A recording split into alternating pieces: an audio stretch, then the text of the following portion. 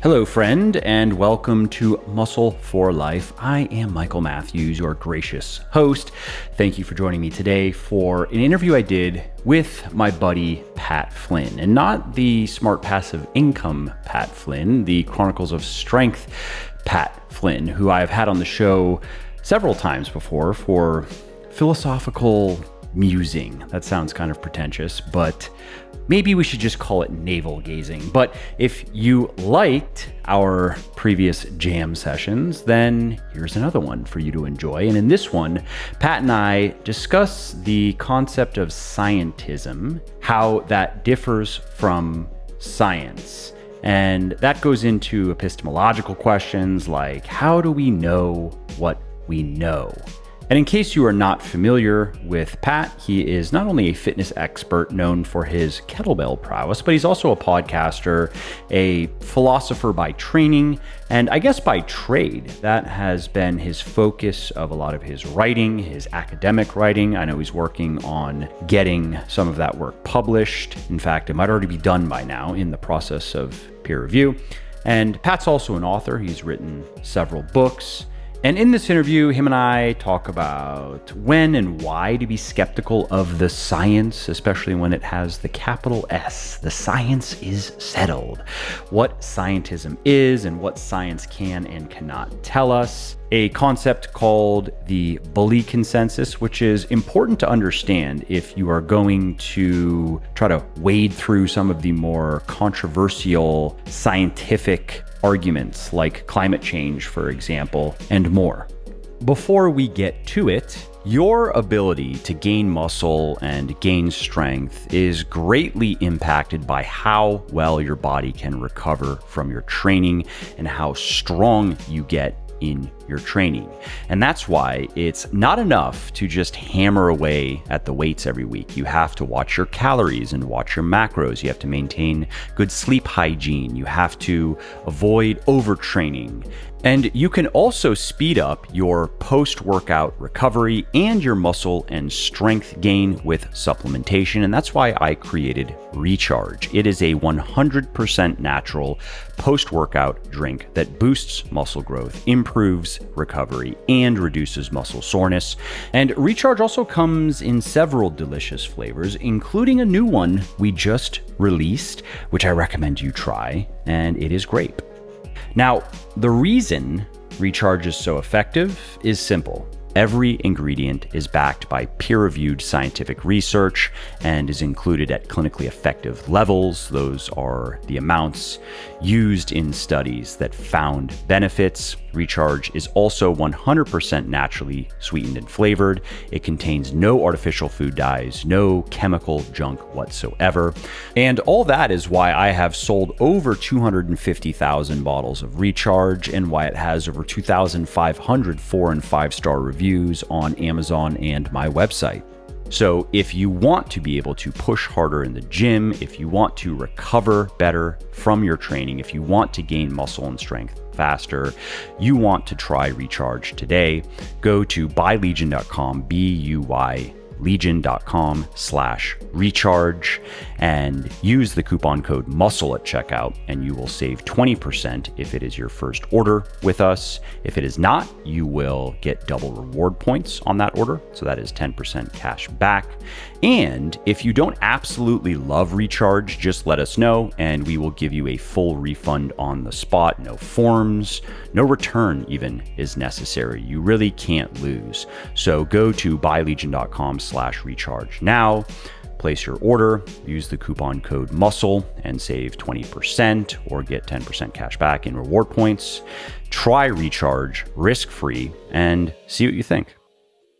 Patrick Flynn is back. Hey, man. It's a pleasure, as always, Mr. Matthews. Thank you for having me. Yes. I'm looking forward to today's discussion. Something that is more relevant now than at least any other time I can remember in my lifetime. And to start us off, I think a good springboard into this discussion is an anecdote that I'll share. And this is a discussion that I've had with quite a few people, and it's going to be regarding the COVID vaccine, just because it's controversial and it perks up people's ears, right? Sure. So somebody will say to me, the vaccine is safe, right? And I'll ask, well, what do you mean? What do you mean by safe? And they say, well, the chances of side effects are very, very low.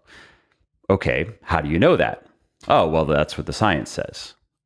Well, how do you know what the science says? Have you reviewed it yourself? Have you looked at the research yourself? Have you looked at the data yourself? No, but I mean, I trust those who have reviewed it, the experts. Mm-hmm. Okay, fine. So then what you're saying is you believe the vaccine is safe based on the information that has been presented to you by certain people.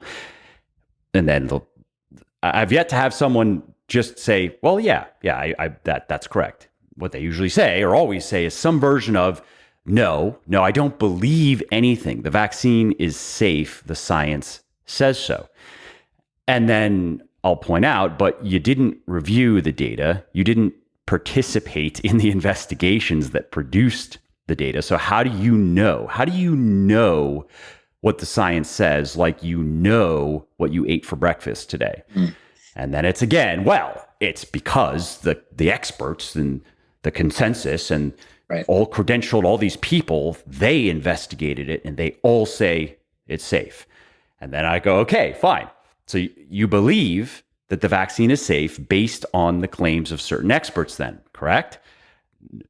No, it's safe. I trust the science, right? No. I mean, this level of stupidity is kind of gobsmacking to me. And for people listening, realize that I didn't make the claim that the vaccine isn't safe. I didn't even say that. I was only trying to make the point that how do we really know what we think we know? And this applies to so much more than just the vaccine. Yeah. I'm not just trying to attack. We'll generalize this because I'm not trying to get banned for being on the Mike Matthews show. But I mean, we'll bring it into relevant aspects, I guess. But really, Mike, what you're asking is the fundamental question of epistemology. So if people haven't heard our previous conversations, my actual sort of formal background's in philosophy. And epistemology asks exactly that type of question, right? Epistemology is just concerned with theories of knowledge, right? What is knowledge? Well, how do we know what we know? What are the sort of conditions that need to be in place for us to say that we have knowledge? So you're really asking a very deep epistemological question. What is the difference between knowledge and belief, for example? I mean, if you go all the way back to Plato, it seems like Plato wants to say that knowledge is something like justified true belief, right? But then there's been obviously a lot of, as philosophers do, they argue, they disagree. That's just a profession, right? But really, I guess fundamentally in the 1960s, there was a famous, very short paper by a guy named Gettier where he proposed some pretty challenging counterexamples to that idea of knowledge. And this has become known as Gettier cases. So this has kind of exploded the field of epistemology into many different theories, trying to solve this issue of being Gettierized. And we can maybe talk about some of those cases if people are interested in it. But they're really just cases where it seems like we need something else aside from just sort of mere true belief to have knowledge. And what is that something else? It's what this. Can you give one example of these? Yeah, so one's pretty good. It sounds very abstract, but yeah. So let me think of one that's not from Gettier, but kind of more recent. That actually, this one I got to re-download it in my memory. Would actually the examples given in my state of Wisconsin. So imagine you're driving through Wisconsin. Right. And unbeknownst to you, somebody puts up a bunch of fake barns, right? They're fake barns. They're just not real barns, but they look like barns if you're driving sort of down the road in the highway, right? But by happenstance, you actually, in between all the fake barns, you do pass a real barn, and you come to form the belief that that's a sort of a real barn. But there seems to be something wrong about that, right? Because it just seems like that was just kind of just lucky. Right? Like you're right. It's a true belief. That's a real barn. But given those circumstances, it seems like it just seems like there's something about that where we don't want to quite say that you have knowledge because there's sort of a degree of just weird epistemic luck there. Right. So that would be an example of, and of course with philosophy, all these examples are often highly contrived, but that's the point of doing thought experiments in philosophy, right? You try to stress test different models of knowledge, or with ethics, you have classic trolley problems, right? But trying to give counterexamples or break a model, even with very contrived situations. So examples like that are meant to be contrived, but they're meant to stress test or break a model or understanding of something like knowledge. And so this has, and maybe we can try and tie this back into your question, because really what you're talking about, what you're probing somebody on, is whether we can have knowledge through testimony. That's what you're getting, knowledge through testimony. And actually, Mike, I want to say yes, generally we can have knowledge through testimony. And we can actually call it knowledge. We can have what's called warrant. Warrant is supposed to be this term in epistemology, this quality that sort of gets us from just mere true belief to actual knowledge. And I think we want to have to say that's the case, right? Because so much of what we think we know and believe about the world is based on testimony, right? Like even my own name, even where I was born, right, is something I received through testimony. Obviously, most of our scientific knowledge, most of us are not running the experiments ourselves, stuff like that, right? So I think the general position is, it seems like I should be able to have knowledge through testimony. Otherwise, I'm going to be stuck in a real deep skeptical pit, unless and until I have what's in philosophy we have, unless until I have a defeater of it, some reason to question the testimony, or some reason to think that testimony was unreliable. And in the examples that you gave, without going right back into the controversial topic, the question would be, well, is there a sort of rival testimony or a rival expertise that would challenge the original testimony that I received, or some other reason to think that the testimony I received is unreliable? So, I don't know where we want to go from this, but I do want to say that I think a correct theory of knowledge, and if we want to get into it, I hold to a theory called proper functionalism and externalism, should be able to say that we can get knowledge from testimony. However, it's open to defeat, right? That it's not a sort of incorrigible or infallible knowledge, right? It's a knowledge that can be defeated, right, in the presence of some evidence or circumstance that would call into question the reliability of the testimony. So I just threw a lot out there. You pick at any parts of it that you want that seem relevant.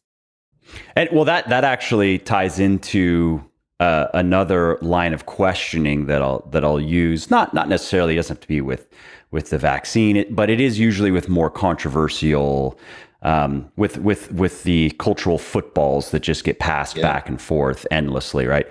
And that is, let's take something like climate change, also controversial.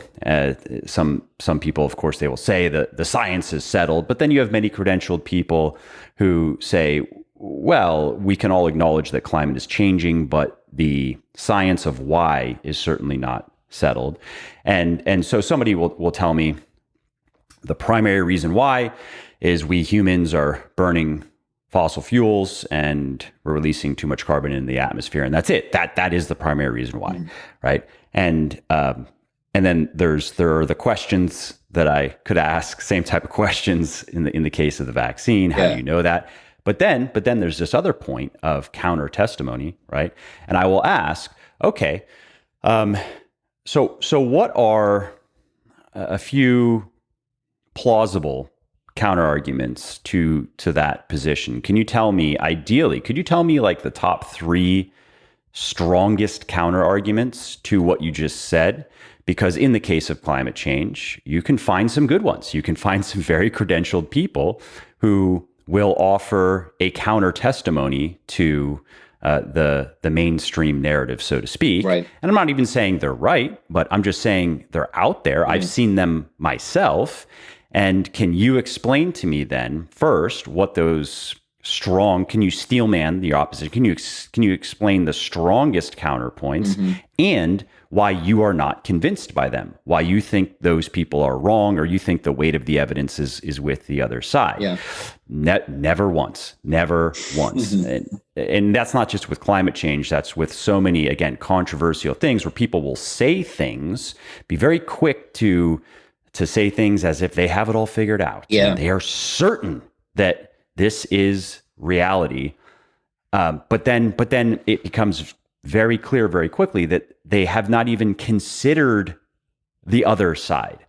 And that also to me is, it's hard to understand. I understand we don't necessarily have the time or the inclination to explore all of the world with such depth and all of the things that are going on. Mm-hmm. But then why don't we, and I try to do this myself. I'm human. This is just part of human nature. So I do try to consciously remind myself of things that I feel like I have enough knowledge, and I have at least I can speak deeply enough to defend something that I can say, hey, here's what I think. I think that there's a good chance that I'm right, and let me explain why. You know what I mean? Mm-hmm. And then there are things like climate change where I would say, I don't know, right? Because there are I've heard good arguments on both sides of this issue, and I haven't looked into it enough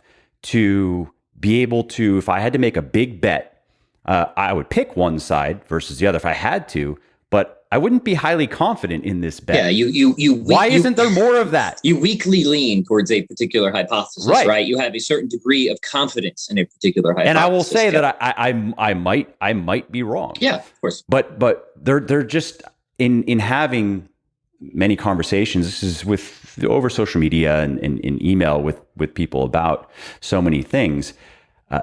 That mentality is not, it's just not common. You're certainly right. And again, not to veer away from the super controversial issues, we can go into them if you want, but I think there's some good general points to explore here. You earlier brought up knowing what you had for breakfast. And that's an interesting case. How do you know what you had for breakfast? Well, you seem to just have this deep intuition and then seeming that you have these sort of memory experiences and that they're reliable, right? But of course, philosophers have memory is not reliable, though. Yeah, but I mean, go back to Descartes, right? His demonic hallucination, thought experiment, right? Of well, maybe it's just all the result of some demon causing you to think you had oatmeal for breakfast, but really you didn't, right? Or brain in the vat scenarios or simulation hypothesis, right? So all these things can be called into question by globally skeptical scenarios. And I would say a good epistemology has to sort of be able to deal with that, right? And the one that I hold to, there's actually a sort of a link here between how we could say that we are warranted in saying I know what I had for breakfast, and in what I know through certain chains of testimony. And it has to do with something about the sort of aim or the goal directedness of our cognitive powers, that our cognitive powers have a proper function, that they're operating in a sort of environment which they were originally meant to or designed to operate in, and that they're not only directed at the attainment of truth, but they're operating toward a good design plan that has a high statistical likelihood of actually getting truth. Those are like the different conditions that have to be in place for us to get that quality of warrant, which can come in degrees, right? It can come in degrees, right? And that's kind of what you're. And just to that point, to I think to state it very simply, good enough is a different. That's different with different things. Yeah. If we're talking about like, how do I know what I had for breakfast? Let's see. I could video myself eating the breakfast. But you're still relying on. No, I know. What I'm saying though, is I could video myself. Here's a little experiment. See if I remember correctly. Okay, that's interesting. I could, if I were to eat something that, let's say, causes my stomach to be upset. And I could run that experiment a couple of times, videoed. There's a point where you go, all right, this is good enough for my purposes of controlling my calories or my macros, for example. But pause right there, because notice you're already assuming the reliability of memory. Oh no, I know. What I'm saying though is because if you can't, you have to though, or you can't live your life. Like there's a point where you can't live your life in these radically skeptical scenarios, and most people obviously hear these skeptical scenarios and they think that they're just ridiculous. And I agree, they are ridiculous. They're not true. but they're meant to do something. They're meant to get us to be more critically reflective about who we are and what knowledge is and what the conditions or knowledge are. So they serve an important purpose there. And what they would do in this scenario is say, like, look, it seems like some beliefs are just properly basic. We don't believe these things because we infer them from something else, right? There's a deep intuition and seeming here. It really seems like my knee hurts, so I just believe that my knee hurts, right? And I'm sort of warranted in believing that. It just really seems like 2 + 2 = 4. And so I just believe that 2 + 2 = 4. And I'm more like, I'm not making inferences to these beliefs. They're called properly basic. Another one is what's in philosophy known as the problem of other minds. How do I know that you're just not a really cleverly programmed android, Mike Matthews? Well, it just really seems like you're somebody else who's an embodied mind like I am. This is a properly basic belief. Now, what makes me warranted in that will come down to the reliability of these sort of deep intuitions and stuff like that. And then you have to build out this whole, epistemology is a huge field, right? So we can't get into all of it now. This whole account, right, that can help sort of undergird that and substantiate that. And I kind of gave you the basic account of what would be called a proper functionalism. But then I would say you also have to take an external. Predictive power has to be a part of that, right?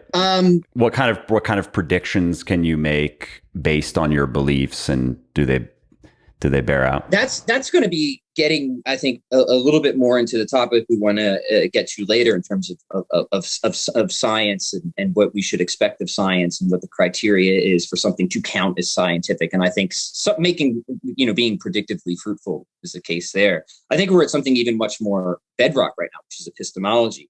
So in short, what I want to say is that there are things that we really can say we're warranted in knowing.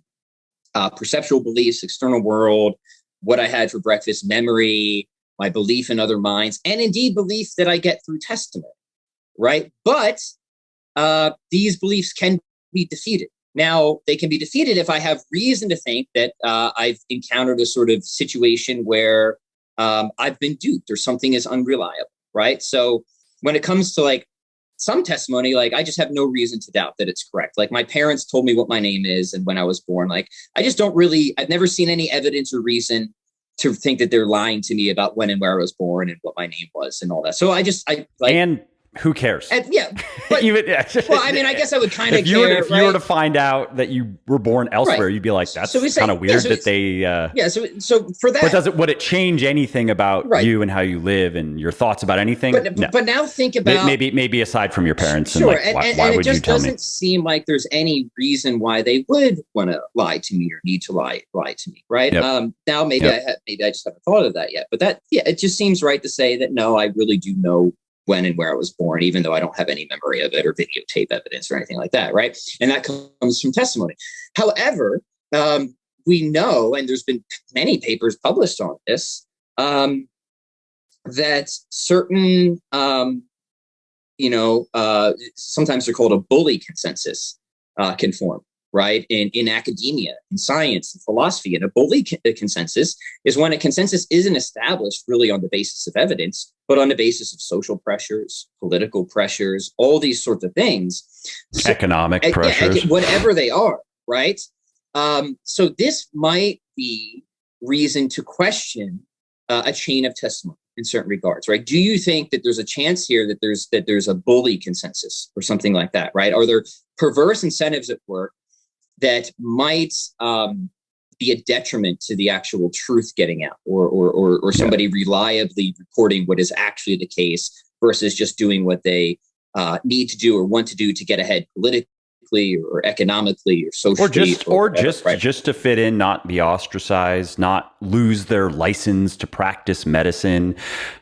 Right, 100%. Yeah, so 100%. And I want to say, without, again, getting into too many details, there's many areas where that's the case, where I myself remain agnostic on certain issues because I just don't see that I have reason to think that there's a reliable chain of testimony here. Now, that isn't to say that I can't have knowledge for testimony at all. I think you have to be able to say that.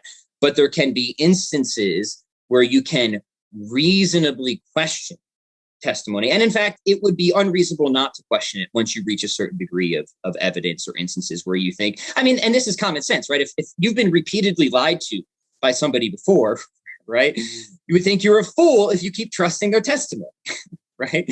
Like this person has proven themselves unreliable. Well, the same. Or if somebody has been to jail multiple times for defrauding investors, or has been to jail just once for doing that, and then they come to you to ask if you want to invest in their latest scheme, you would have grounds for at least being skeptical. Yeah, and this isn't to say that that they're wrong, right?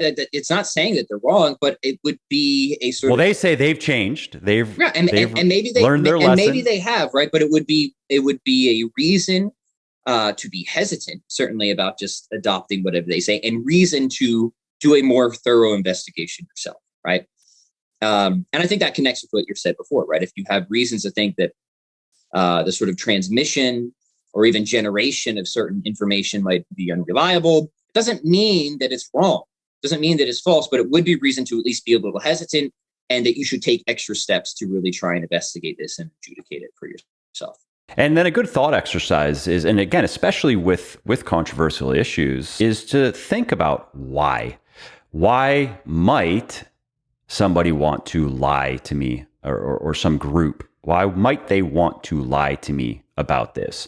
And a very easy place to start is always money. Money, question mark. Is there a lot of money in this? Could there be a lot of money in lying about this? And if the answer is yes, then you shouldn't be quick to dismiss that, I think. Right. And again, I just want to be careful, I guess, is that just because there's money, there's a money incentive, it doesn't mean that it's necessarily wrong. But I think you're right. It's reason for a more thorough investigation. Absolutely. Right. Let's just say if there's no money in lying about something, let's get into science, for example. Okay. Why should I be more skeptical about the science of, again, let's say climate change? And that's not to say that I know whether ultimately we, by burning fossil fuels, are driving climate change or not. But why should I be more skeptical of, let's even say what's represented as a scientific consensus about that versus the scientific consensus about how to build muscle? Are you asking me that question? Well, or is that just a rhetorical, but you can answer. It's just. Let me.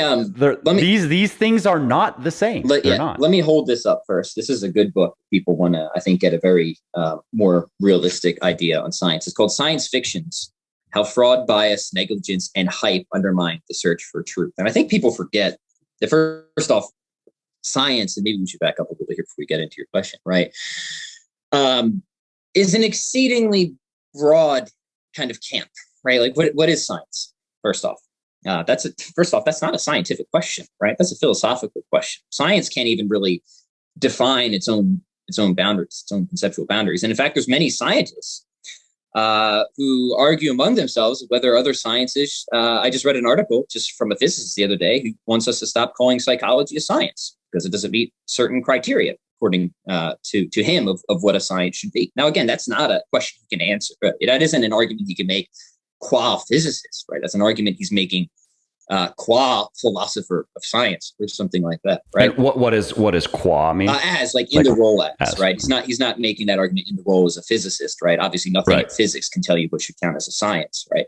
But he's sort of assuming the role as a philosopher. I actually thought it was a pretty good argument. I forget some of the details right now, but even the origin of psychology, right? Like when it was first around, it was very much considered a pseudoscience, right? And then it sort of, was increasingly accepted, and now I think most people are comfortable calling it a science. But it's a very, very different discipline in its methodology and the sort of confidence it gives us in its conclusions than physics is. I don't think anybody denies that, right? Physics, people often see as a sort of... Well, the replication crisis is particularly... it was psychology and economics that really kicked off the replication crisis, which this book goes into huge detail about, right? And for people who are unfamiliar, is that it just seems like a great number of scientific findings that were used as sort of the launch pad and basis for a lot of policies and consensus have not been able to be replicated, and in fact, in many instances, have been falsified, right? And this is a huge problem, right? Because this was like foundational for a lot of stuff, and this has not been resolved. Now, it's important to understand that this does affect some sciences worse than others, like psychology, like economics. But I guess the harder the science gets, the more susceptible it is to quantification, mathematicization, and stuff like that. This seems to become less of an issue. And of course, this ties into the argument the physicist was making against psychology. Is it's just not a hard enough field to be rightfully called a science, was his argument, right? And I think the replication crisis is something that he didn't point to it in this article, but he would, right? And certainly we do feel like that is an important aspect, right? Like we should be able to replicate our results if we have a sturdy and reliable theory. Anyways, I'm rambling at this point, Mike, so you have to circle me back around to the point we wanted to get on here. This is I think that's a good introduction and just a good segue into knowing things, quote unquote, knowing things. How can we, especially laymen, know things through science? Yeah, good connection, because this will bring us back around to epistemology. So there is an epistemology, and I think this is sort of very much it's sort of trickled down into our culture without a lot of people knowing it, called scientism. Scientism. Now, scientism isn't science. Scientism is an epistemology. It's a theory of knowledge. And proponents of scientism will say the only things we can know are those things which come out of the hypothetico-deductive method, the scientific method. We didn't even really talk about what all that is, but it's something of an art, right? That we gather data, we reason inductively up to some general theory, and then we use that theory and we reason deductively down by trying to make and test predictions and stuff like that, right? Whatever else science is, it seems to be a large agreement that it should follow that type, it should have that type of structure to it, right? Now, the problem with scientism, right? And again, this is like, you see this, even though people don't articulate it very well and they may not even believe that they are kind of in this camp, you see it almost just operative every day when people just say, just trust the science, capital S science, right? They take this sort of like devotional attitude to the science, right? Kind of creepy in some respects. But scientism faces a fundamental issue, right?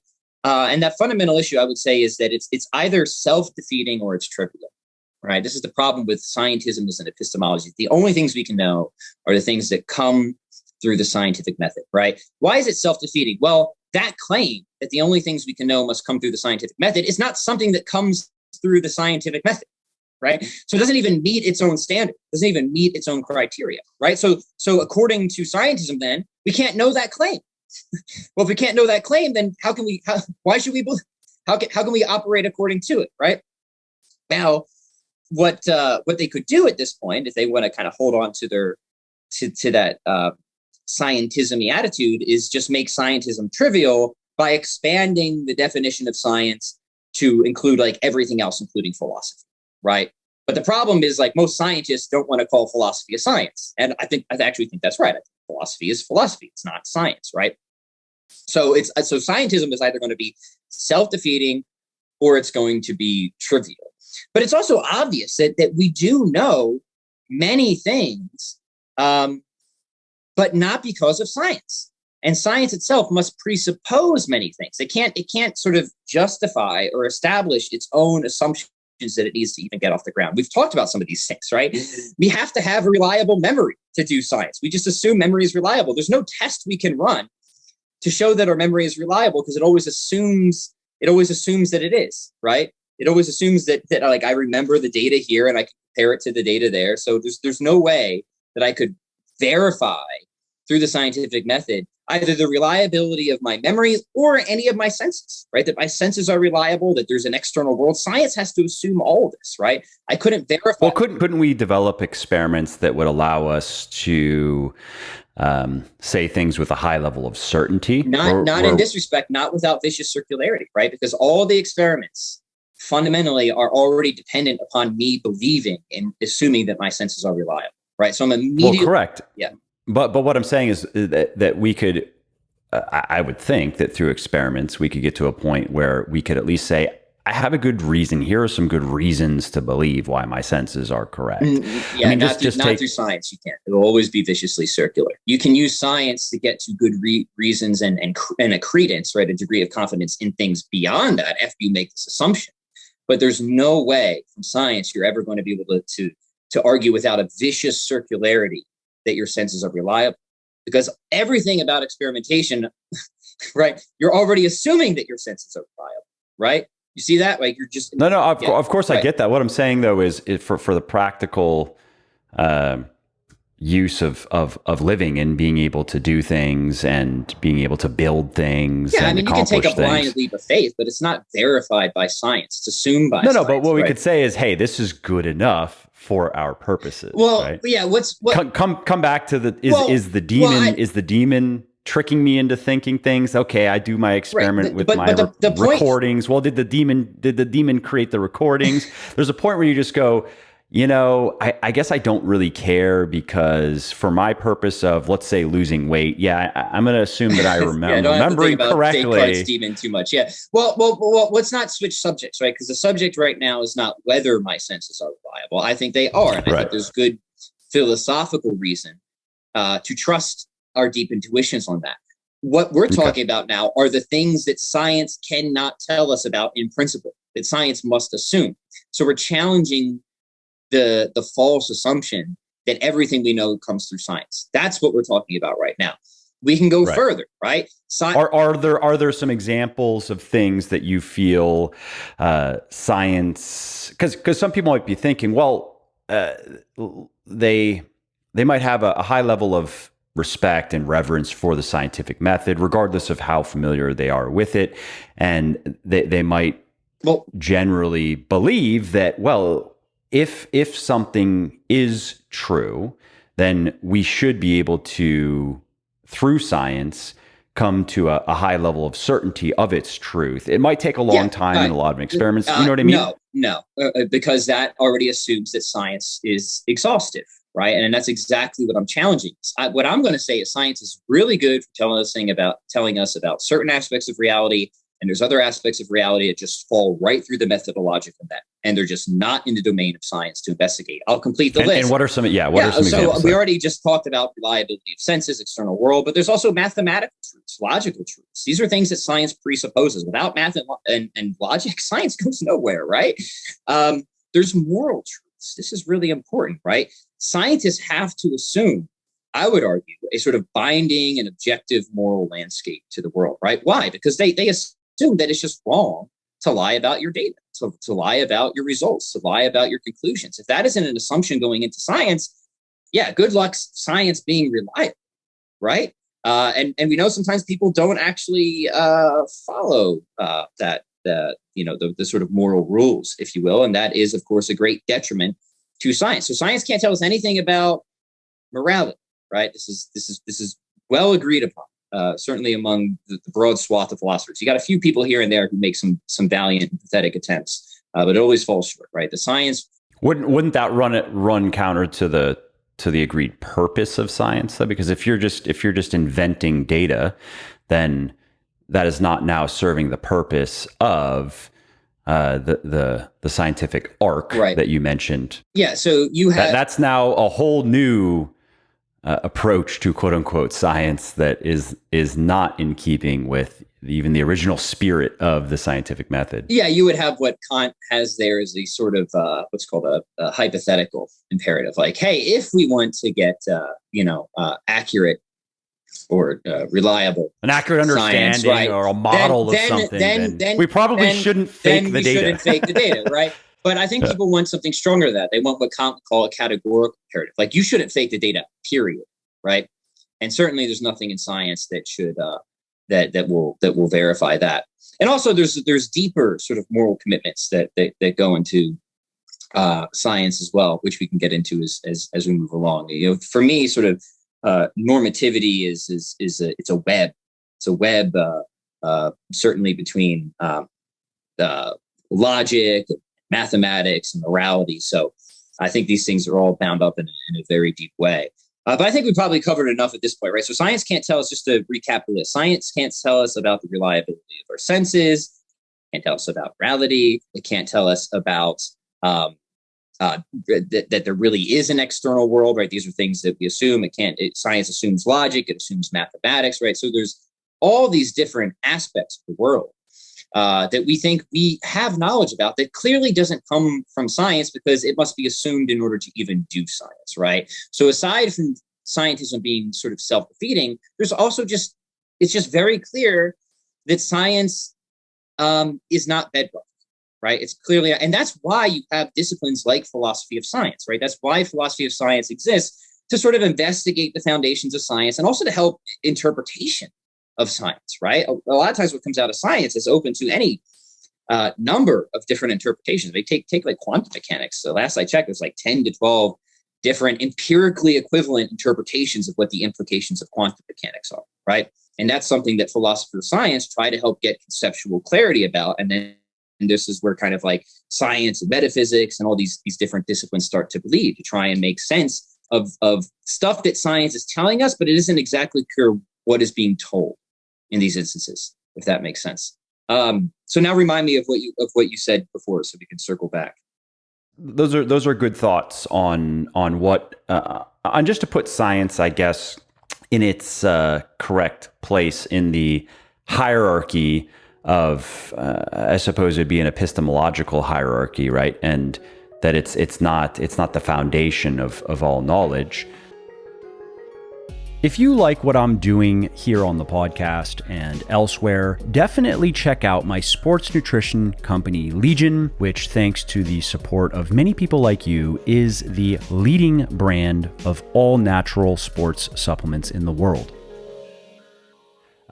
Let's talk about a bit about the human side of science, because, as you mentioned, and of course I've come across this, we all come across this, that many people will represent science as it's science with the big S. It's monolithic, and there is a general belief that it's settled in certain areas, right? Mm-hmm. And also that it works with the accuracy and the impartiality of your computer running some math problems, right? And it just spits out the answer. And what many people don't want to even consider is the very human aspect. You had mentioned this bully consensus. That's one element of it. The Max Planck, I believe it was him, the famous physicist. He's the guy, I think you said, science progresses one funeral at a time. That's right. Yeah. Usually it takes a couple decades. Yeah. And his point is that you have, and there are many examples of this, in many different disciplines, where you have a new theory that turns out to be right, but it doesn't just immediately triumph. It doesn't just convince. Somebody comes forward with, and it can be well reasoned. They can already have empirical evidence, and to outsiders, it actually might seem very plausible. Like, oh wow, that actually makes a lot of sense. Right. But in the scientific world, and again, there are many examples, I'm sure you can share some of them, of what is eventually accepted as a true idea, mm-hmm. first being vilified and opposed by the powers that be, so to speak. And it takes a lot of people who are more just vested in maintaining the status quo. Often, often these people, they contributed to the status quo. So if they were to acknowledge that this new idea actually better explains this whole thing than their own work, yep. then they would be invalidating, in some cases, their life's work. Yeah. And so in many cases, it requires those people to finally die and go away, and then to have a new generation of peers come up and be willing to even entertain this new idea that, again, eventually becomes accepted as right. the dominant truth. Yeah, absolutely. I mean, that's right. If you study the history of science, the history of scientific ideas, you'd be surprised to see how resistant people were to some of the mainstream theories today. I mean, Darwin, for example, people were extremely resistant at first, but also Big Bang, cosmology, right? I mean, some pretty interesting historical details there is it's actually quite interesting. It was a Catholic priest, Father George Lemaitre, who first sort of presented the equations to Einstein.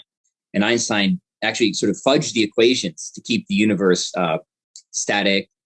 And he later admitted that this was one of the biggest mistakes that he ever made in his scientific career, that he was wrong. Now there was other evidence that came in, later that supported what is now sort of the standard understanding of Big Bang or maybe a right?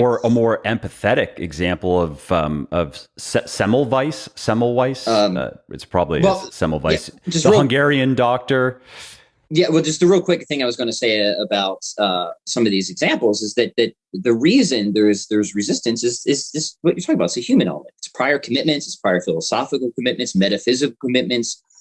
Sometimes just wanting, just wanting the world. Just don't want to be wrong, right? Sometimes they just don't want to be wrong. That's a huge part of it, man. I mean, people get really attached emotionally to their theories, to their models. Yes. They do. This is true for scientists. This is true for philosophers, right? People come up with ideas, and it becomes their pet. It's their precious, right? And they get really attached. This is just the human element of it, right? And it takes a very, I think, mature mind. And it's something we all have to fight against to be willing to kind of kill your pet if need be. And that's not an easy thing to do. I mean, I see it all the time, especially in philosophical circles, man. People will go to their grave. I mean, this isn't in fiction, right? Mm-hmm. I mean, this is the old kill your darlings, where so many it is exactly novelists, they'll say that they know the character needs to die for the purpose of the story, but they just don't want to do it. They don't want to do it. Yeah, man, people love their theories. Their theories are their pets, right? And you just see it all the time. It doesn't matter sort of how much pressure is against it, how much evidence is against it, how many arguments are against it. People just have a hard time letting it go.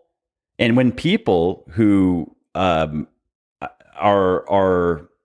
suffering from that, when they also have power, when they are gatekeepers, when they decide what is approved and what is not approved, then you can have even bigger problems. That's right. Mm-hmm.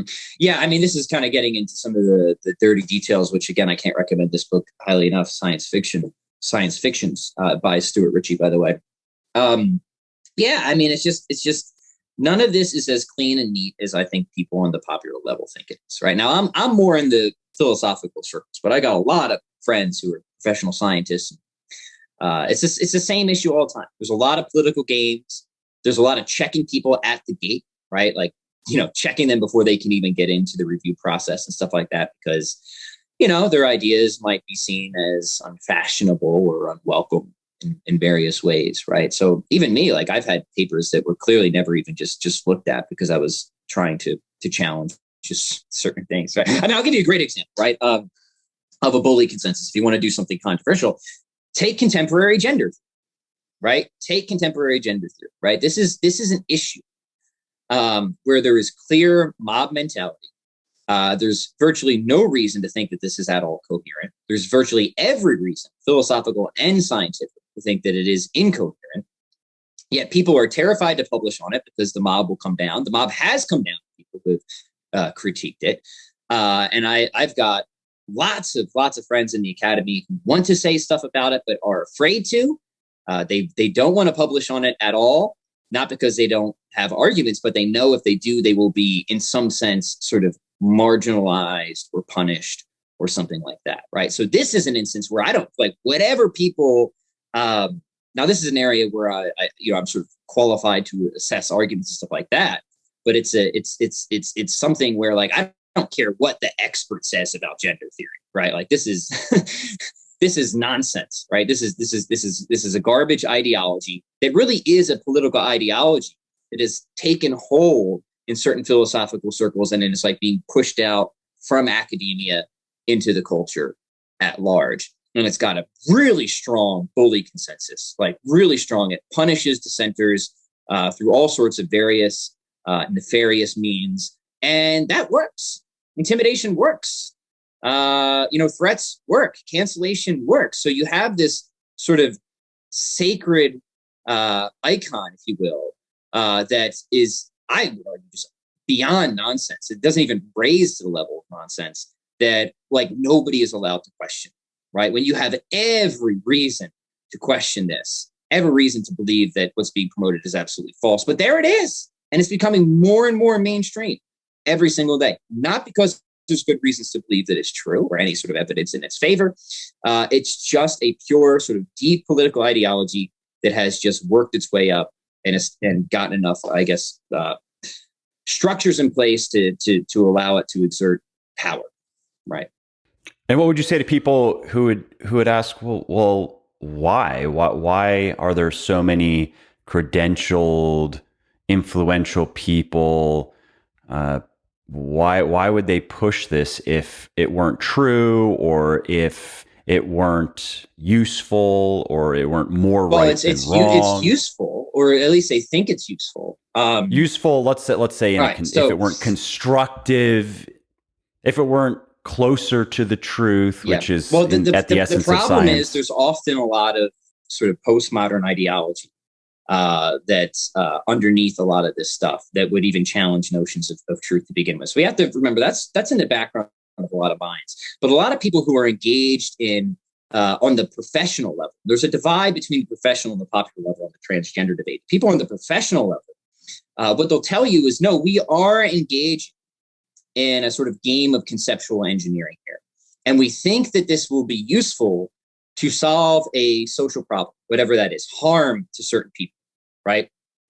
And that's kind of what they're after, right? So it is, and then on the flip side, that the costs of adopting this are very low. That would be part of the argument. But right? A lot of them will say, no, we are just doing conceptual engineering, right? So a lot of the professionals will say, no, like a biological man can never be a biological woman. We're just kind of re-engineering what we mean by woman. But the problem in the professional literature, this is something called known as the trans inclusion problem, right? And this is a mess, right? Because there's many different conversations going on at many different levels, and people have no idea what's going on. So I'll try and clarify at least some of it, right? And the trans inclusion problem, I had a conversation with a philosopher friend of mine who's published in this area, who's just waiting to lose his job over some of his critiques, is this, right? How do we get a definition of woman that isn't just trivial or a tautology that a woman is anybody who identifies, but will also include all the people that we want in the definition of woman, but exclude all the people that we don't want? And the philosophical problem is that's impossible. You're never going to be able to do that. And you can try and define a woman in certain ways, that a woman is just somebody who suffers certain indignities. That's the definition some people will give. But again, you'll seem to get people in that you don't want in, and you also exclude people that you do want in.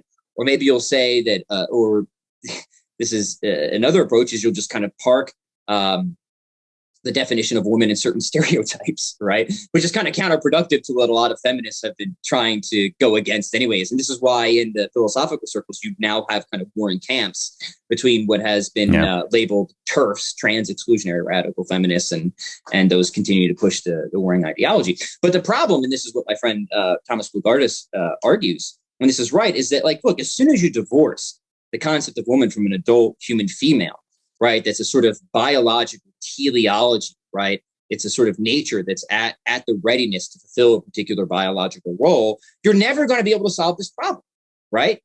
You're just never going to be able to solve this trans inclusion problem. This is a project that, in principle, is something that cannot be solved, right? And of course, the traditional definition of woman is an adult female, and this is true. But we do want to get our definition of this right? It's not somebody that just has ovaries or a certain chromosomal makeup, because you can have defects and deformities. And these are one of the sort of sophistical arguments that people make. Well, is somebody not a woman if they have chromosomal abnormalities and stuff like that? And the response to that there is no. A woman is a particular nature that is at the readiness, that under normal conditions would be able to fulfill a biological role. But of course, we account for abnormalities and defects and stuff like that all the time. I mean, all of medicine already presupposes this, right?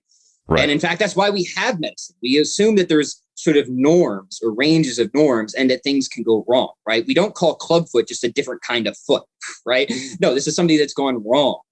So again, it's this weird thing where we're seeming to make a completely arbitrary exception to accommodate just a completely political ideology that makes no conceptual sense, has no science, and it really isn't a scientific argument. That's the thing that other people understand, because, in science, people will point to these abnormalities, be like, see, but that's already presupposing a certain philosophical background, right? The idea of this is something different versus this is something defective, right? How do you solve that?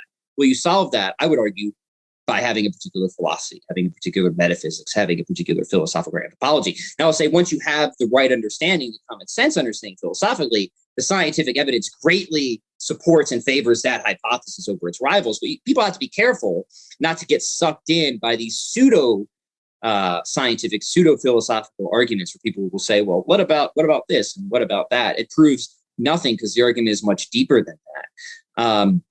So anyways, I'm giving a hasty summary of an enormously sort of convoluted issue, but hopefully that'll give people some resources to begin thinking about this clearly, because people are obviously deeply confused. But the point is having actually studied this, right, it is nonsense.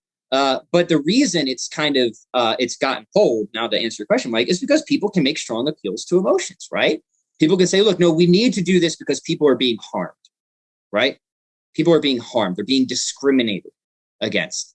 And if you care about people, then you'll be on board with this. And if not, you're a bigot, right? And Mike, you know exactly what I'm talking about, right? And that dude, that's as effective on pretty much that works just as much on people in the academy as it does people on Twitter. Yeah, and why do you care so much? Yeah, why this you so biological obsessed, right? male wants to call himself a woman and wants to get surgery and take hormones and right, and obviously, I've got a lot to say about that very bad argument as well. First off, in no other circumstance is the compassionate, caring thing to sort of feed into somebody's delusion. And it is a delusion, right? It's a mental disorder. If somebody, identifies as being severely overweight when they're actually anorexic, the last thing we would do is continue to just say, oh, yeah, you are severely overweight, right?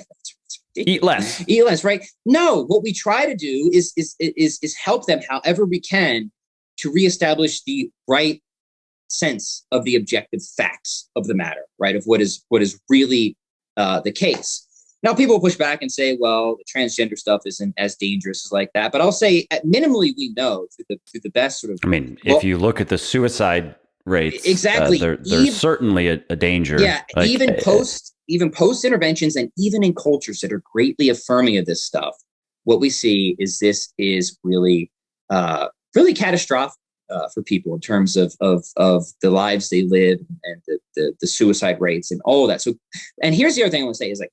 And of course, the counter argument often used for that as well, that if we were all much more accepting of this, well, that's why I said individuals and as a society. That's why I brought in cultures where they are much. No, more I know. accepting. I'm just saying because that is commonly said that well, those numbers would be far lower, and these people would do far better if. And it's a hypothesis. And that hypothesis, I would argue, has been falsified or at least strongly challenged by the data that we have in other cultures, right? And this isn't surprising, right? That's kind of what we would expect to see if this is, in fact, a deeper sort of mental disorder. And the other thing I want to say about this, without turning the whole episode onto this topic, but it is an important topic, is we don't have to know what the solution is to know what the solution isn't. I personally don't know what the solution is to help people who struggle with this. That's not my specialty, right? I've read about other solutions that seem to be effective, sort of cognitive behavioral techniques and therapy and stuff like that. But we don't have to know what the solution is to know what the solution isn't, right? And reaffirming, or not even reaffirming, or just affirming somebody's mental disorder that isn't true is not the solution. Mutilating people is not the solution, and especially pushing this on kids is not the solution. I don't know what the cure for cancer is, but I can tell you putting a horsehair into a bottle and swirling it around with some apple cider vinegar, I'm willing to fight against that if that's proposed. Even though I don't know what the solution is, I'm pretty confident that isn't it. And in certain instances, proposing false solutions it is progress to fight against those, right? Even if we don't yet have exactly what the solution is. So yeah, I'm pretty, this is one that I think is a great example where there's a clear bully consensus that is formed through various social pressures that comes under the guise of, right? It's promoted under the guise of some goodness, wanting to reduce harm, but has nothing in support of it, I would say, from an intellectual standpoint. There's no reason at all to think this is true. And there's every reason that we should be out there combating this and trying to get this ideology just eradicated completely. Mm-hmm. And what would you say to people who say, well, when somebody says scientism, it's usually somebody who is trying to discredit a scientific theory they don't like, often somebody who's religious. I've heard that one before. Yeah. It's just a label. It's like, anti-vaxxer or climate denialist. It's meant to just try to shut discussion down about something. I mean, well, let me say a couple things, right? So I'm religious. I mean, I used to be an atheist, and now I'm religious, and I'm a huge fan of science. So let me be clear, right? It's like nothing that I've said today is meant to disparage the fruitfulness or the productivity or the advancements that science has given us in technology and knowledge, right? It's clearly been enormously successful. What I'm fighting against is just an overreach, an overstepping, right? Particularly in epistemology, or sort of like, turning science into a false religion, right? And understanding that what at this point it is very religious. Yeah, it has a kind of numinous quality. Yeah, I mean, scientists have sort of it's almost medieval in that. Yeah, sense. they've fulfilled the sort of priestly role in a lot of respects. They are in many ways, I think, the high priests of our for sure modern society, at least the non-religious component. And when people have big questions about life, there are questions that are not really scientific questions. It is funny to see how they want to hear the scientists, answer to it, right? Like Neil deGrasse Tyson's answer. Anyways, so yeah, no, I say like something what the meaning of life is. Yeah. Let me just run some experiments. And he always sounds goofy as hell when he talks on those things, because he's just not really a trained philosopher. And he's at least on those matters like philosophy, religion, or something like that. And he strikes people in that field as exceedingly amateurish when he speaks on those, even though, he's obviously credentialed in his areas, right? But it's not necessarily being credentialed or educated in one area doesn't mean you're going to be well-spoken or accurate or articulate in another. You could be, but you could also not be, right? So yeah, to your question, certainly there's probably people out there that do just throw that label scientism around because they don't like some scientific theory or something like that. And I guess you just have to take those case by case. And that's why I've tried to be careful in this conversation to say specifically what scientism is, as it's promoted by professional philosophers, right? So I'll give you an example. There's a professional philosopher, his name's Alex Rosenberg. He's got a very goofy book, but it's a very good book in a way. I mean, I disagree with almost fundamentally everything in it. And if you read it, you'll see why I say that it's goofy, but it's called The Atheist's Guide to Reality. And Rosenberg is a well-established philosopher, and he is a strong proponent of scientism, and not just an epistemological scientism, but an ontological scientism. So he's going to say at the end of the day that the only things that, not just the things that we can know come through science, but the only things that exist are what comes through science. And for him, it's going to be just physics. It's just going to be just fundamental physics. So he's going to say it's just fermions and bosons, right? And so I'm trying to give a fair representation of what the actual professional thinkers mean by scientists and show why that's wrong. How we deal with it on the popular level, I think, comes case by case. And there, of course, are people who I think take unreasonable positions against certain scientific hypotheses for various, reasons, political, religious, or otherwise. I guess we'd have to consider a specific example. But I've just tried to... It might be enough just to acknowledge that there is, let's say, misuse of even the term scientism. Some people, I think they use it either ignorantly or they use it in a disingenuous way. For sure. Yeah, I mean, that is just the case on the kind of like, I guess, social media level in general. Of course. Right? Yeah. Right. People are just exceedingly sloppy. Yeah. Right. Right. It's sometimes just like a gotcha or a comeback, but let's wrap up. I have one more question I want to hear your thoughts on. So for people listening, what should their conclusion be? Because some people, they might be thinking, okay, so then should I just be skeptical of everything? But especially in the realm of science, and when somebody says that scientific research indicates one thing or another, what should I just say? Well, maybe. Or should I categorize certain things where there's certain levels of skepticism that are appropriate given whatever the context is? And there are some things, just to start it off, there are some things, for example, let's just start with health and fitness, right? Somebody like me might say, or if somebody like you might say, at this point, of course, you don't even have to just rely on the scientific research, but I could say, there's a lot of scientific research that shows that energy balance dictates body weight, and if you want to lose fat, you're going to have to restrict your energy intake. You're going to have to burn more energy than you consume consistently over a period of time.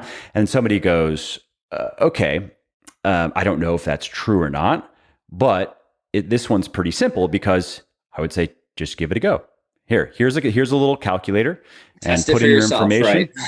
Test it for yourself. You don't have to read a single scientific paper or listen to what anybody. You don't even have to go find counter arguments necessarily if you don't want to just yet. Why don't you just give me 7 days? Here's this little calculator. Put in your numbers, and then make sure you hit those calories and see what happens. Right? Mm-hmm. And if you lose some fat, and there are different ways of measuring that, then you can continue on with a high level of certainty that something is fundamentally correct about what I said. And for your purposes, you go, well, maybe it's not the ultimate truth, but it's good enough, because now I can just lose fat and move on with my life. Yeah. So that's one thing, mm-hmm. right? But then there are many other things that are intimately involved in how, or they inform how we live our lives. Mm-hmm. It's not just, hey, this scientist says that light moves at the speed of, 300 kilometers a second or whatever. How do I really know that? I'm going to go spend all this time investigating. No, who cares, right? How is that going to affect how you live your life? But if we take something like, should I get a COVID injection? Not that we have to harp on that, but that, for example, is something that is an important decision one way or another. And the many other things that you might look to science or a consensus and say, well, what does the science say, or what does scientific research say on something that, even take something like happiness, right? I want to be happier. What is scientific research? Right. I'm just saying, right? What is that's a popular. I would say. Have I made my? I'll stop talking if you understand what I'm saying, right? When should you be skeptical? How do we better navigate reality then? Should we just ignore science altogether? I would say no. Right. That is one. A lot of people, that is their solution. They could care less what scientific research says about anything. They're going to go off of anecdotes. They're going to go off of intuitions, mm-hmm.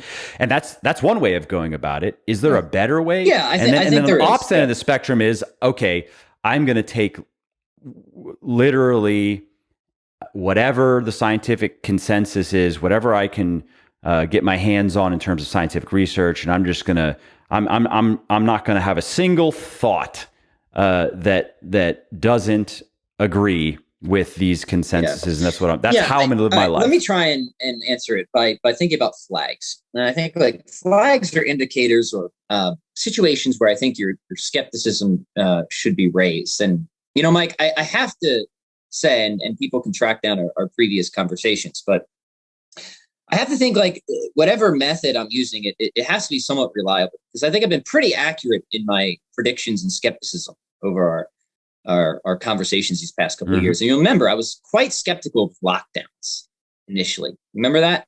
I think we talked about this. And the reason I was skeptical was that there seemed to be a prior strong consensus against lockdowns that was formed in a sort of non-politicized way.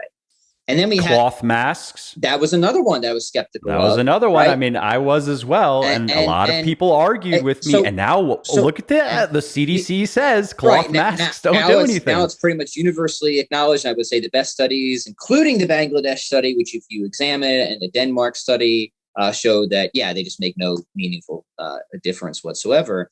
Why was I skeptical of these? Well, first off, there was a sort of sudden flipping of a prior consensus in a highly politicized environment. That to me is a flag.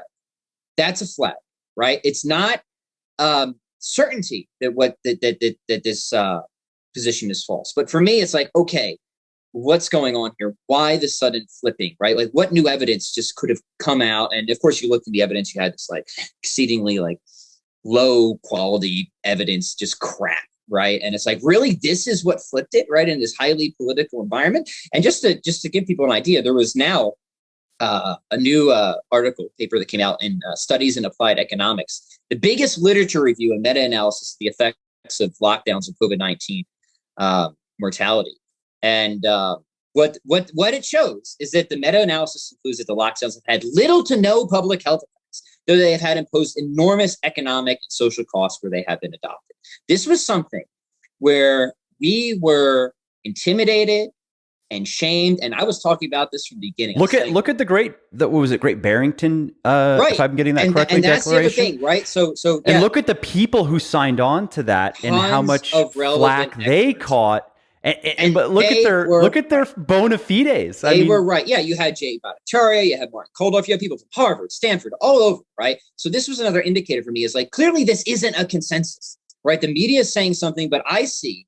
And then you had Twitter fact checkers, right, who they could say that those guys were wrong and that you shouldn't be able to even share their opinion. Yeah. Wait, what? Highly relevant experts. And then here's the thing. Where are the incentive structures? Like, these guys are speaking out against this, and they have pretty much everything to lose and nothing to gain, really. Whereas anybody else who kind of hops on the consensus, like, you're going to get all the social political favors, right? So that is another indicator for me, right? Highly relevant experts speaking out when they have sort of maybe very little to gain and a lot to lose. That means, okay, something must be really pushing these guys here, right, in terms of the evidence. And so that was the reason why, even though I'm not an infectious disease expert, right, I was, from a layman's perspective, initially very skeptical of the lockdowns, and then decided I need to do actually more research into this and try and get myself up to a level of competence where I can really try to adjudicate this. And I tried to do my due diligence. And the deeper I went into it, the more I saw, this is really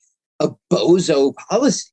It makes predictions. Those predictions are failing, as the meta-analysis has definitively showed. Based on wacky models that have been wrong, ludicrously false, right? I mean, just ridiculous. So from people who had a history of bad modeling. Right. Yeah. So, so I'm trying to answer your question through example of certain flags and indicators. No, that's a good example. Yeah. Certain flags and indicators. And one is, is there something that's sort of a sort of highly politicized climate, right, that's sort of forcing a change in position or the adoption of a new position? So to me, seeing so maybe you have the elements of social and political pressures, money and power, two major corrupting influences, which is no surprise. Yeah, but power, influence, social factors are a big one, right? Just social agendas, social political agendas. Because if you're trying to push a social political agenda, and the populace sees science as the priestly class, of course you're going to want them on your side, right? Of course you're going to want the science, right? So like immediately, like you just see, okay, there's probably going to be some perverse incentives here. Again, doesn't mean it's false, but if that's kind of in the background, for me, that's an indicator that, hey, maybe I shouldn't just be so quick, to just take in whatever's being told to me. But then there's, of course, tons of areas of science, right, that are largely free from a lot of that stuff that I think by and large you're perfectly warranted in accepting unless and until something comes up to give you strong reason to question it. And of course, we do that all the time, right? When I hop onto airplanes and stuff like that, I'm kind of trusting all the different sciences that went into that, right? So yeah, I don't know if that answers your question. And of course, though, if you look at the incentive there, the incentive is to make it all work and make money. Right. And yeah, the incentive is, there's a money incentive, but I also know I'm going to make more money with better science to just get people killed, right? Type of thing, right? Right. Probably not going to do so well as an airline if I'm constantly dumping my passengers into the ocean and stuff like that, right? But telling them that that's not what's happening, actually. Yeah. So unfortunately, and this is unfortunate, right? Because as I think we kind of indicated at the beginning episode, is like we really do need testimony, right? We really do need authority to kind of function epistemologically.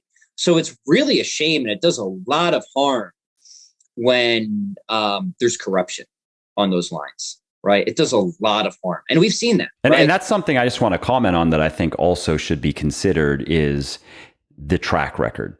Yeah. Mm-hmm. Has this industry had a sordid history? Are there a lot of scandals? Yep. Well, I think that's a big another flag, red flag, another indicator for sure. Mm-hmm.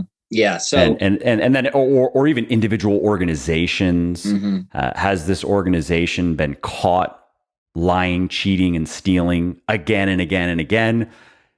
Okay, well, that's a good reason to be very skeptical of anything that organization says. Period. Right. Yep. Period. Not that everything that they say is going to be false, but otherwise, I think is to live. It's minimally you make for a good mark if you don't even consider that. Yes, I mean it's just like some of this is so common sense. It's like boy who cried wolf stuff. I know, but it's not.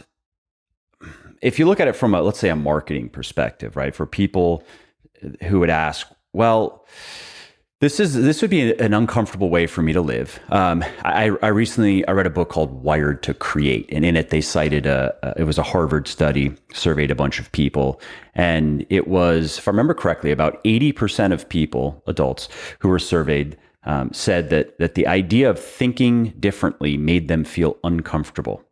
Right? Yeah, it is hard.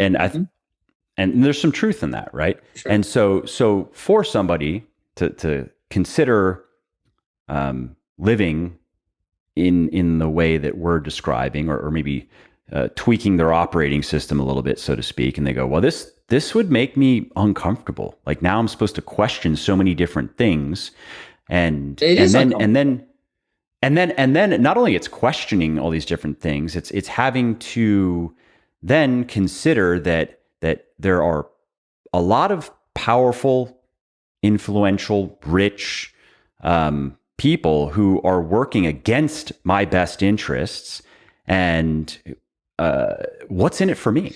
Yeah, it reminds me of think about it as a marketer. How do you sell this mindset to somebody where they go, why should I feel comfortable right now? My life's I'm okay. I'm not sick. I'm not dying. I don't have any problems that are really pushing me to want to question everything. Mm-hmm. Why should I even do it? What's in it for me? Yeah, well, I guess it depends how much you care about truth. And I think deep down, we all recognize that whatever else we agree the truth is something that's really important and that completes us. I guess you have like some hardcore maybe pragmatists out there that would try to get around it. I would say deep down that this is something that you can't not know, right? We all do know that truth is important. It sort of perfects and completes us in a way, and it's something worth having in and of itself. I would say some people, though, they might say, I would rather have comforting lies than very disturbing truths. Yeah, they'd rather just live in the matrix, right? Which we didn't talk about the simulation hypothesis, but maybe next time.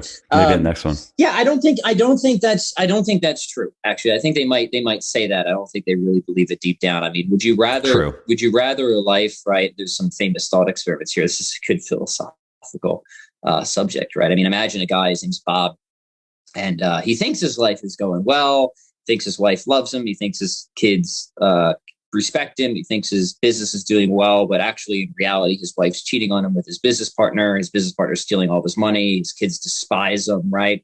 Would you want to be Bob? I think most of us say I don't want to be Bob, right? I don't want to live a life, even if I believed otherwise than the facts. I don't want a life like that, right? So again, to make it clear though, Bob's his happiness factor, let's say, is currently higher than yours or mine. He's got a nice brain chemistry, we could say, right? Yeah, for sure. What I'm saying though is like his experience, his day-to-day experience, he experiences more joy than, let's say, we do, but he's wrong about everything. He's living a worse life. If he only, right? If he only knew. And that just gets deep back at the heart of the sort of Aristotelian and classic Greek notion of what a good life is, right? A good life really is like, Aristotle sometimes is translated using happiness, but I think awesomeness is a better example, right? It's a life of virtue. It's a life of perfection, and it defined as like inspiring awe. Yeah. It's a life. It's really, you're an excellent instantiation of the type of thing that you were meant to be, right? And you're a rational agent. Part of that excellence means attaining truth, right? Coming to know the way the world really is, and other virtues as well. Of course, he's got his famous account of virtue ethics, right? So yeah, you really can't have an overall good life if everything or most of what you believe is false, at least not according to Aristotle, right? So a good life, a truly excellent, awesome life, is not to be equated with just a certain brain state or brain chemistry. And I think that's right. I think we all know that's true deep down, right? And I think that's why most of us wouldn't just hop into the matrix, even if we think it could optimize our brain chemistry, because we have this deep intuition. I mean, that we're going to find out in our lifetime when the metaverse give them 10 years to work on that, and it'll be, it'll probably reach the level of Ready Player One, at least in our lifetime, where you can basically just go live in this alternate reality, and you're a superstar, superhero, Ubermensch in the metaverse, and you are less than zero in reality. Your body barely works, and that's basically all you can do is plug into the matrix. There's I guess slight differences, right? Because there will be people who choose that. They will choose it 100%. There's no question. They already do. They live in MMORPGs, right. But they still know they're playing a game, right? There's this other one where you don't know. Right, where you see what I'm saying. There is. But if you wouldn't you say though that somebody who they already willingly choose it, what we're talking about, and they know they're playing a game. If you could tell them, guess what? We could set it up so you don't know you're even playing a game. How cool would that be? Yeah. I think so. Then I think we're in like. Have you ever seen the movie Vanilla Sky with Tom Cruise? No. I actually like that one a lot, and in many ways, I actually like it more than The Matrix. But it's the same type of theme. And it's, all of this is just borrowing off of classic philosophical thought experiments, brain in the vat type of stuff. Even we going back all the way to Descartes. And I think, again, we would all realize that, no, I'd rather live in the real world. Maybe I still want to play games, and maybe, and maybe there's even a way. I mean, that you could. I know people. Mm-hmm. I'm not close. I have known people. Right. Well, who I really, if I had to make a bet, I think they would say, put me in the metaverse. And what Aristotle would simply say to them is that they're just wrong. People can be wrong about what the good life is. So, right. And I would agree with it's a choice though. Right. Yeah. They can choose that, just like people can choose to do any sorts of vicious or immoral things. But that doesn't change the sort of objective facts of the matter. So even if they did choose it, an Aristotelian would just say, you just made the wrong choice, right? That isn't the way to live a good life. Mm-hmm. Yeah. Right. So I forget how that ties into all the other stuff we were talking about, but it is. I was just posing the question of trying to bring a lot of these ideas to practical in terms of like, how can this help us make better choices in our life? And if we want to include the scientific method of research, and I've commented on this. I don't know if you've seen this on social media, not to get off on a tangent, but this idea that unless you are a trained scientist, you cannot do research. Anybody who says that they are doing research they're not actually doing research. And it's a very condescending, like, oh, you read a book, or you read some books, or you read some articles, or you watched a YouTube video.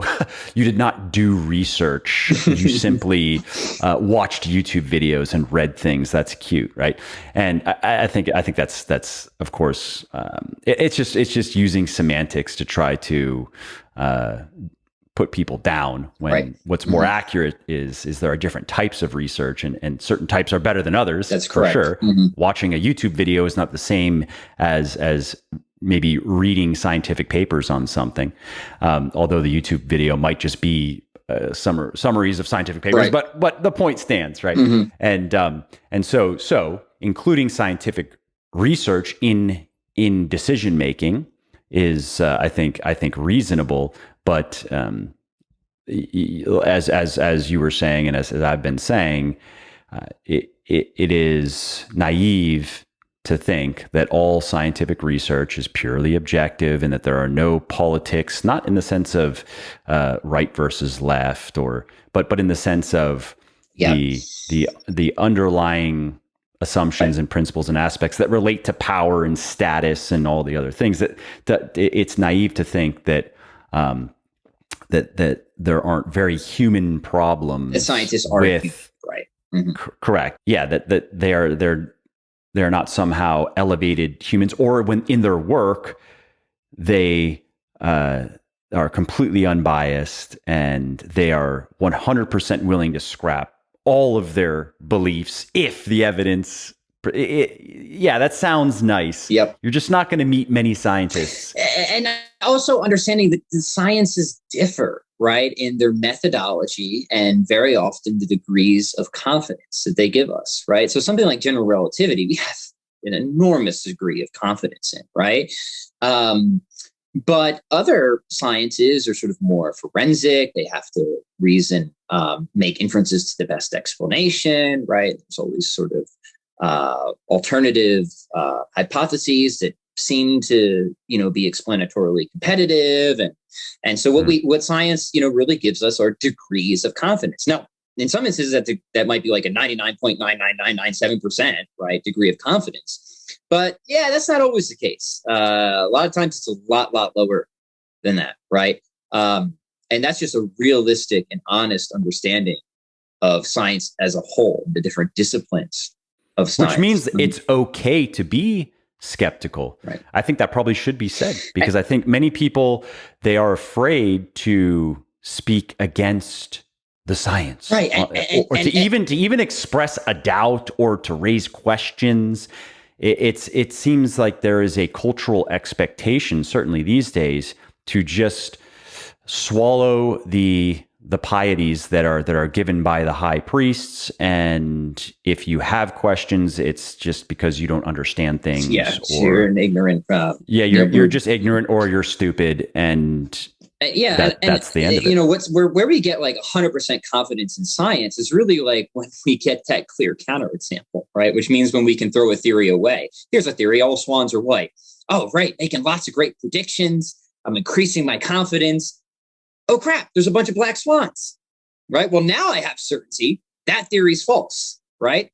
But other than that, it's just all about increasing degrees of confidence, but still remaining open to the fact that I could come across that black swan, right? I could have to abandon the theory. And it's incumbent upon us, if we really want to do, let's say, thorough research on something, to go look for those black swans, to not assume that, well, I came across 5 experts who all said the same thing. That's enough for me. Right. And that is a hot debate right now in philosophy of science, right? Like, does a theory need to be falsifiable to be a scientific theory? That is not something that all scientists and philosophers agree on. Some say, yes, absolutely. If it's not in principle falsifiable, then it's not a scientific theory. Others are saying, no, we can just rely on inference to the best explanation and other sort of inductive criteria like simplicity and explanatory power and scope, a degree of ad hocness. So like even that itself is something that is a much wider and broader debate within philosophy of science that is by no means settled. an active debate even today. Final comment, just because I think it's useful on this point of falsifiability. It just reminds me again of some of these conversations I've had with people where I will ask them what would have to happen for them to question that belief or for them to discard it. And many times I don't get an answer to that. About lockdowns in particular and masking, and that's just the general topic of discussion these days. Obviously that could be applied to many different things, but it's just interesting to ask somebody who's all in on lockdowns, all in on mandates. Okay, so let's say it's been 10 years, 10 years from now, you're on your 17th booster shot. And you're being told that if you don't get the 18th, that you can't participate in society. We've seen no meaningful change in the curve of it's now an endemic disease, COVID, and it spikes, then it comes down, and it's like the flu in that regard. Do you think maybe at that point your assumptions about the viability of lockdowns and mandates, maybe at that point you start to question, or maybe ulterior motives? And let's be generous and just say money. Maybe this money is a factor, billions of dollars in profit being generated. Again, every time it goes nowhere. The most common response I get to that is, well, I don't need to engage in conspiratorial thinking or your little conspiratorial thought experiments. I just deal in reality and data and science. I mean, really, that's just called the fallacy of sloganeering. That's what I call it, anyways, right? No, what you ask again, and maybe this will help tie everything together, right? That's a really important epistemological question, right? For the things that are important to you, big things that matter, things that sort of bear in on your life, at least heavily. Do you have some line? Do you have some threshold where you can say, yeah, if this were crossed, I would change my mind, or at least seriously reconsider? And I think that you should be able to identify that for the things that are really important and that really matter to you, or at least the things that, again, like heavily. Just the things that guide you in your major decisions in your life. What would have to happen for me to either change my mind or at least seriously think that maybe I'm wrong, right? And if you can't answer that, at least like have some general idea of where the line is. Do that. That's really important because otherwise, like you're just not being serious, right? You're just not being serious in life. Mm-hmm. Yeah, or at least acknowledge that, right? That we're dealing with. This is now an article of faith, not to say that in a way to attack religion, but just in the dictionary. This is now more in the realm of it's really belief. I would even say just like outright superstition, right? I mean, even for religion, and we've talked about this before. Like, there's clear lines that if they were crossed, I'd be like, I was wrong. Right. Yeah. I mean, like the Catholic Church makes certain predictions, right? And it's very, like, you can be scientific about it, right? It predicts from its doctrine of infallibility that this will never happen, right? So if whatever that is, right, if that happens, I would have to put my hands up and say, wrong, time to give it up, right? So I've got that even on the level of faith, not even science or anything else. Now, faith is a much more, thicker and more difficult philosophical and theological concept, but at least in that kind of thin understanding, like even that threshold exists for me on that plane, if you will.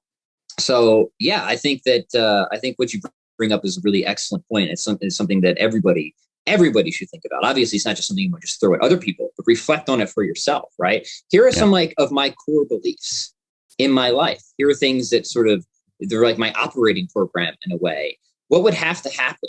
Right? What line would have to be crossed for me to start to really question these or see that I'm wrong? It's a really important reflection. And it's something that in health and fitness, I've changed my mind on quite a few things over the years. Oh, yeah. And not to I'm not saying that to give myself a hug, but it is something that I certainly also try to do in my work. There are many things that I thought going into this were probably true that I now would say, almost certainly not, or probably not. Yep. And that's okay. And I like that. Almost certainly, or probably, again, degrees of confidence, right? Yep. And people would do better to talk like that too. Like, some things I'm very confident in, other things, just I'll say like, hey, here's kind of my working hypothesis. I think it might be true, but I honestly and sincerely open to counter evidence. And there's nothing wrong. I think there's a lot right of just talking that way on a number of subjects. People are just like way too black and white. Like I'm certain that it's true. I'm certain that it's false. No. I think there's something deep in us that doesn't like uncertainty, though. Yeah, it makes us uncomfortable. You're right. Yeah. That's true. But I mean, if we're honest with ourselves, there's just a great number of things where it doesn't reach the level of like incorrigible and infallible belief, right?